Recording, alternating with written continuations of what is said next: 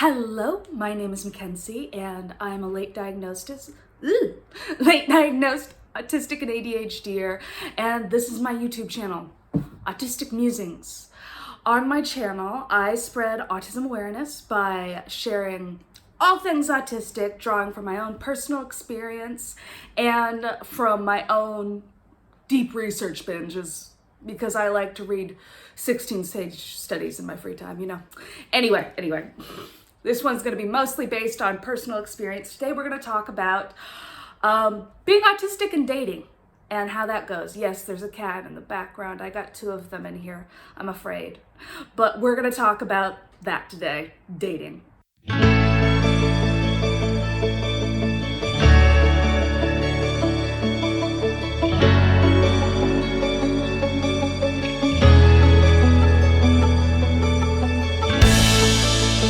Welcome back to Autistic Musings. Today we're going to be talking about dating. I'll give you a little life update. There are two cats in this room, just so you know. So this tripod is also like on the precipice of falling apart, all my watchers, and it might just tumble down while I use it. I really hope not. Anyway, moving on. You've noticed that I've done a lot of makeup lately compared to before. It's because I've been binging makeup videos and I've had a new hyperfixation. And this is what has become of it. It's one of my more useful ones. I kind of appreciate it. I got coconut and chocolate chip over here sniffing each other like weirdos. I apologize if the camera jiggles. It's falling apart. I'm working on it. Maybe I'll put an Amazon wish list up there for you guys. But welcome back, all my returning viewers, all of the ones that have continued to follow me. You're all amazing. I really appreciate the support. And let me tell you, I literally had decision paralysis. I apologize again, the camera jiggles. It's the cat. I had decision paralysis trying to figure out how I was going to make this not a tangent in this episode, because there is so many different angles that you can go over with dating, because it's freaking complicated. Like, even for the non-autistic people, it's complicated. They're getting bad advice. And then you got autistic people that tend to have difficulties in social situations for so many reasons, and dating's like the highest level.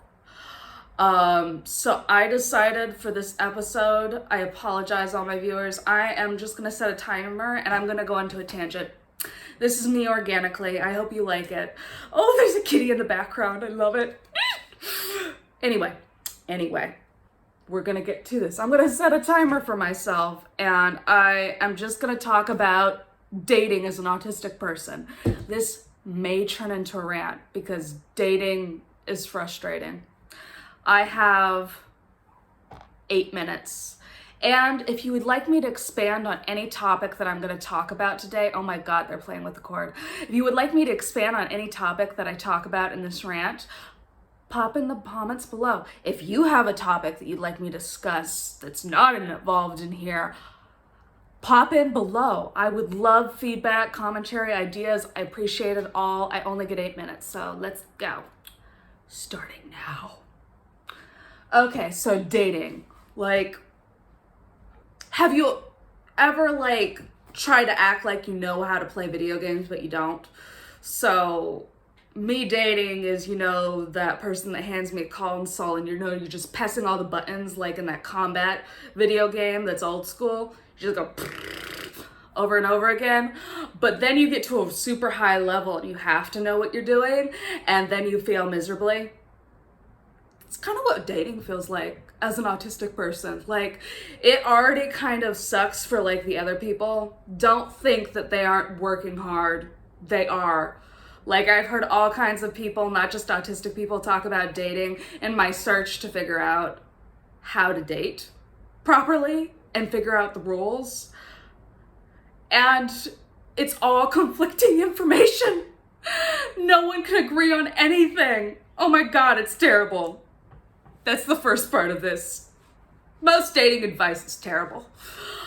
Usually because it doesn't apply to you as a person, and they don't mention, oh, you're gonna like different things and you're gonna want different things in a relationship. Blah, blah, blah, blah, blah.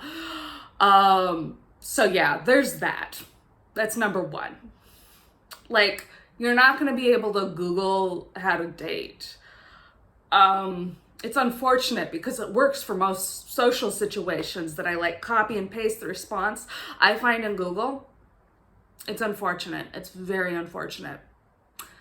Moving on. The cats have done something. Anyway, so as an autistic person, dating is like the highest social level. It's really difficult, and I already had difficulty with social situations. This is the highest level. This is the boss level on social situations. Number two, I can't Google things and look up and read books about this social situation because there's too much conflicting information. And that means no one knows what they're doing. So these are some of the things that have helped me. Like, I guess these are tips. The first date is supposed to be awkward. It is. It's actually a good sign that a first date is awkward. Like, it means that they're kind of scared to be rejected by you, which means they kind of want to go on a date with you, which is a good sign. Weird. But anyway, yeah, the first date is supposed to be awkward. Unfortunately, if you're dating somebody that's autistic, non-autistic. Neurotypical means you don't have anything going on. ADHD, OCD, and every other thing that I won't list out because it's too much and I only have 8 minutes. Autistic only refers to non-autistic, all the non-autistics. If you're dating a non-autistic person, it's really hard to date them. There's like this extra level where when you're dating a non-autistic person, that the first few steps of the relationship that seem really complicated seems to consist of purely like small talk and just being in each other's presence with small talk. It's terrible. I don't recommend it. That was so mean. It's not that I don't recommend dating autistic people. I actually think they're fine, they're great. It's just harder in a dating situation. It's gonna be harder to connect and all that. And my conclusion is what I do on dating apps is to put, I hate small talk, deep conversation. Only deep conversation. I will not respond if you say, hi, how are you doing? Hey, what's up? I don't respond to those people. I realize that you didn't read my profile, which means you're not nearly as serious as me. That's unfortunate. That comes to another thing. This is really like mind-blowing for me as an autistic person that plans out all of my social interactions. From the very first, there's a script for everything. I realized that all the non-autistic people, it's heartbreaking, they're just going with the flow. They have no plan, they have no script, they're going with their feelings. What? Yes, I go into dating with a plan. Like, of course I have a plan. I have a list of questions I have prepared to ask them. I have all this. They don't have that going on.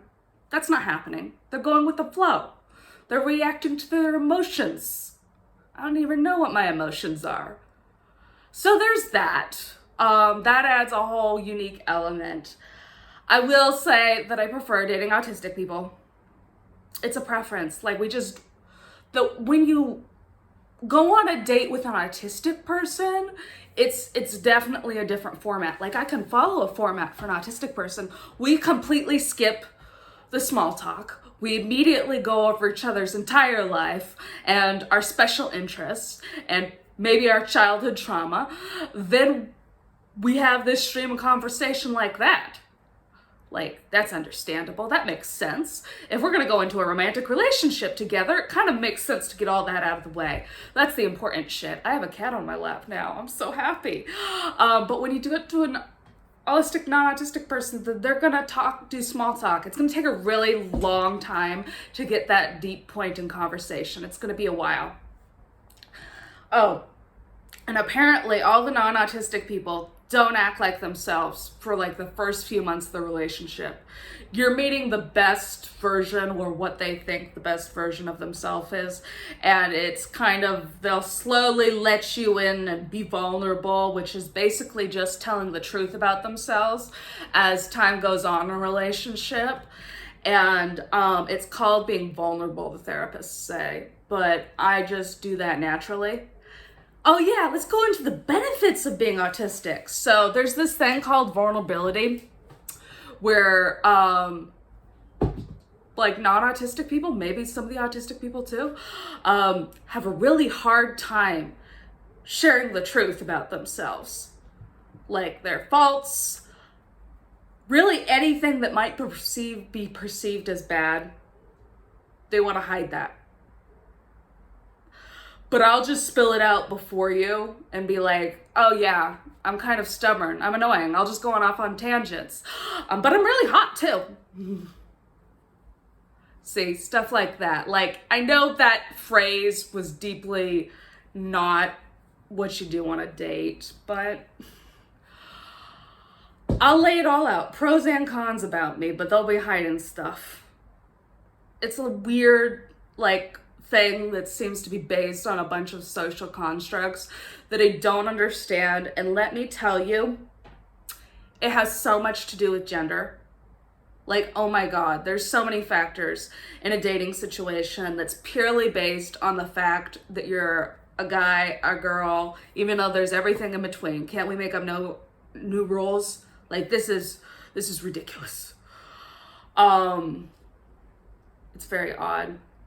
On the girl's side, there's a lot of safety things that I have to take into account as an autistic person that I'm kind of oblivious to, which is basic shit that you don't really think of until you're told it's unsafe.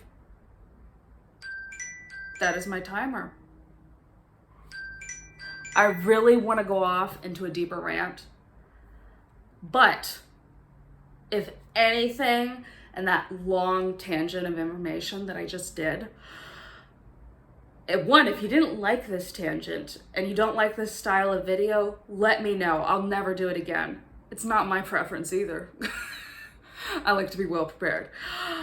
Number two, if you want me to expand on any of these subjects, I will. Because this is a complicated topic. There's so many different ways to go into it. I don't even know where to begin. Help me out, please. Then what's the third one? If you guys want to tell me how to set up like an Amazon gift list, because this tripod, you guys, this tripod is about to like tumble. If you want to put it in the comments for the technologically impaired person right here, help me. Thank you. Yeah, that's my final. Thank you for checking in with me. I hope you found this topic interesting, bizarre to watch, something you liked, I hope. And I hope to see you next month. I apologize for this video being late. I feel bad about it. I forgot. I'm so sorry to do it yesterday. It was busy. I apologize. But anyway, bye. I'll see you guys next week. Not next week, next month. Hope to see you next month on Autistic Musings. Bye-bye. The chocolate chip and coconut are just laying there. It's so cute.